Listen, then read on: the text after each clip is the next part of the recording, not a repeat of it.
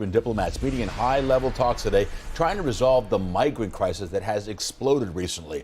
Tens of thousands of Cubans risking their lives to make it to Florida, but now the Cuban government won't take them back if they're repatriated. Local 10's Hassel Vela is live to tell us if a deal has in fact been reached. Hassel.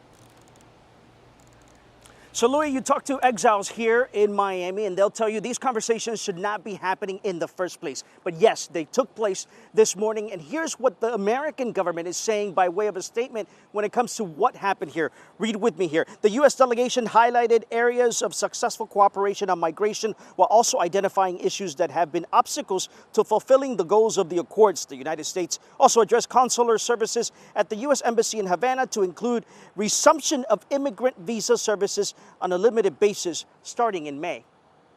Today is a very sad day for the cause of a free Cuba. Dismay from some here in the Cuban exile community who believe the U.S. should not be negotiating with communist Cuba. In Washington today, officials from both countries met to discuss what has quickly become yet another mass exodus out of the island and a migration crisis for the Biden administration. This administration is bending to the pressures of a Cuban regime. Critics and academics alike blame the Cuban government for the crisis. They say every time Cuba deals with a social or economic crisis, the government opens up what they call the escape valve.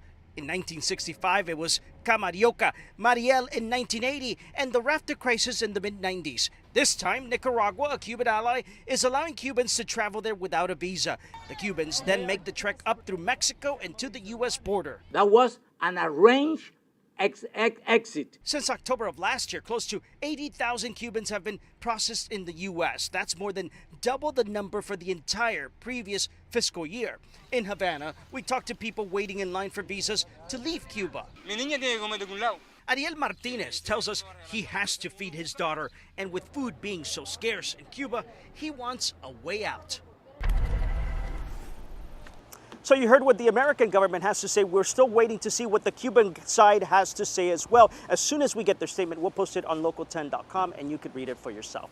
For now, reporting live from Little Havana, I'm Hatsavella, Local 10 News. Hassel, thank you.